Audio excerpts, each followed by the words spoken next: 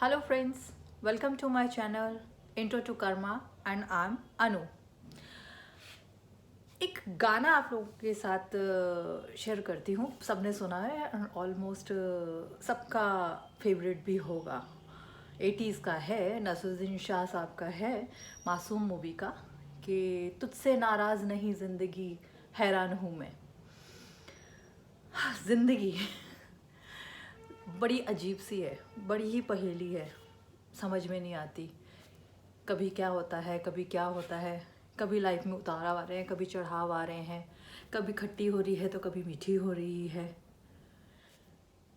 अभी क्योंकि साल ख़त्म होने वाला है, हम सबकी लाइफ के अंदर न्यू ईयर रेजोल्यूशंस नाम की चीज़ आती है कि हम साल आएगा। क्योंकि अभी अगर हम 2020 और 2021 की बात करें, बहुत सारे बैड हम सबके साथ इवेंट्स हुए हैं। So let's cross our fingers के अभी जो 2022 है वो सबके लिए एक बेहद खुशनुमा साल बनकर आए। न्यू ईयर रेजोल्यूशंस की बात करते हैं। चलिए, कुछ चीज़ों को इस साल ही छोड़ जाते हैं, चाहे वो बुरी यादें हों, चाहे वो बुरे सपने हों। क्या ऐसा कर सकते हैं कि ज़िंदगी जिसे कहते हैं ना, हम हैरान करने वाली चीज़ें, उससे हम थोड़ा सा सुकून ले पाएँ। आप ज़िंदगी में हैप्पीनेस पाने के तरीके तो देखते हैं, हैप्पी हैं हम, ये हमारी लाइफ में हैप्पीनेस आ रही है, पर ज़िंदगी में पीस यानी कि शांति यानी कि सुकून, इसे पाने के भी कुछ तरीके हैं। मैंने अपनी लाइफ में ज़रूर उन चीज़ों को अमल किया है और मैं चाहती हूँ कि आप भी कोशिश करिए, स्टेप बाय स्टेप करिए चाहे तो, लेकिन करिए ज़रूर। क्योंकि इसे कोशिश करने से मैं ये तो नहीं कहूँगी कि ज़िंदगी 100% बिल्कुल सही हो जाएगी, मगर ये ज़रूर कहूँगी कि बेहद खुशनुमा हो जाएगी। थोड़ी सी ज़िंदगी हैरान करने वाली नहीं रहेगी। तो आज हम कुछ पॉइंट्स के ऊपर बात करते हैं। नंबर 1 पॉइंट, सुकून लाने के लिए, स्टॉप आर्ग्यूइंग। क्यों आर्ग्यू कर रहे हैं हम लोग? क्योंकि हम ये भूल जाते हैं कभी कभी कि लोगों जिनके साथ हम आर्ग्यू कर रहे हैं उनके एक परसेप्शन है उनके माइंड के अंदर, और वो उसी तरीके से ही चलेंगे। आप कितना भी कोशिश कर लीजिए उनको समझाने की, बुझाने की, आपको उनको कहने की, ऐसे नहीं वैसे करिए, वैसे नहीं ऐसे करिए, इवन देन कुछ लोगों के लिए मैं कह सकती हूँ कि वो सुधर भी जाते हैं, वो संभल भी जाते हैं, वो अपने मिस्टेक से लर्न भी कर जाते हैं। बट कुछ ऐसे हैं जिन्हें कहते हैं ना ढीठ तो उनके ऊपर अपना इन्वेस्ट करना बंद करिए। Stop arguing with this kind of people. Number two की अगर मैं बात करती हूँ तो मैं ये कहूँगी, अपनी एनर्जी को ऐसे रिलेशनशिप्स के ऊपर इन्वेस्ट करना बंद करिए जो कि वन साइडेड है। आपको लग रहा है कि you are the only person who is investing in your relationship to get the happiness, to extract the happiness from the person. Stop it boss, ये आपको कुछ नहीं देगा, उल्टा फ्रस्ट्रेशंस लेवल के ऊपर ले आएगा। नंबर 3 पॉइंट, अगर आप ये चीज़ सोचते हैं कि मैंने किसी रिश्ते के अंदर इतना वक्त गुजार लिया है और ये मेरा टाइम है, अब मैं इस चीज़ के साथ कैसे आगे नहीं बढ़ूँ या आगे बढ़ सकता हूँ या बढ़ सकती नहीं हूँ, क्योंकि I have invested so much of time into this relationship, तो ये भी आपकी सबसे बड़ी भूल है। क्योंकि टाइम किसी रिश्ते के साथ बहुत लंबे समय तक गुजार लेने को आप उसे हैप्पीनेस का फॉर्मूला नहीं कहते हैं। अगर किसी चीज़ को सही होना, क्योंकि रिश्ते एक ऐसी चीज़ होती है जिसमें आप उतार चढ़ाव भी आते हैं और कभी कभी वो चीज़ें पटरी पे सही, लेकिन अगर आपको लगता है एक टाइम के बाद कि वो चीज़ें पटरी पे नहीं बैठ रही हैं, तो इट इज़ ऑलवेज बेटर कि आप उसमें डिस्टेंस मेंटेन करिए। क्योंकि कभी कभी डिस्टेंस मेंटेन करने से भी रिश्ते खुशनुमा वापस हो जाते हैं। नंबर फोर की अगर मैं बात करूँगी तो मैं ये कहूँगी कि ज़रूरी नहीं है कि आपको हर बार अपने आप को प्रूव करने की किसी की वैलिडिटी की ज़रूरत है। नो, यू डोंट नीड, क्योंकि आप अपने आप में पूरक हैं।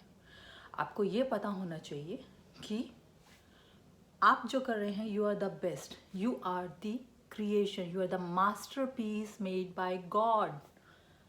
और अगर उस मास्टरपीस को बनाया गया है तो ऑफ कोर्स वो बुरा तो नहीं बनाया होगा। अपनी खूबियों को पहचानिए और बाहरी लोगों की वैलिडेशन का इंतज़ार कि वो आपके ऊपर थप्पा लगाएंगे कि आप एक अच्छे इंसान हैं या आप एक बढ़िया बिजनेसमैन हैं या आप एक अच्छे प्राणी हैं, इस चीज़ का इंतज़ार मत करिए। आप खुद में क्या हैं यह पहचानिए, दैट इज़ मोस्ट इम्पॉर्टेंट। उसके बाद अगर हम बात करेंगे तो मैं ये कहूँगी, कभी कभी हम रिश्तेदारी में या फिर कभी कभी दोस्तों के अंदर हम ऐसा करते हैं कि हम अपने आप को ना हम एग्जॉस्ट लेवल पे आते हैं because learn to say no, जिसको हम कह सकते हैं कि हम ऐसी पोजीशन में होते हैं, कभी मैं थक के आए हूँ कहीं से and my friends, my very dear friends, they are saying कि आज तो हमारी पार्टी बनती है, let's go out for a dinner और let's go out for some lunch and all, but you are too exhausted to go. So learn to say no to these people. कभी कभी हमें ना कहने में बुरा नहीं है, क्योंकि ना कहने का मतलब ये नहीं है कि आप ब्लंट हैं। ना कहने का मतलब कभी कभी ये होता है कि आपकी प्रायोरिटीज़ इस टाइम पे रेस्ट करना है, आपकी प्रायोरिटीज़ इस टाइम अकेले रह के एक कप कॉफ़ी और एक नेटफ्लिक्स के ऊपर अच्छी सी मूवी देखने का है। You don't want to go out with your friends right now, this is your time, me time. So इस चीज़ को करने में भी कोई बुराई नहीं है।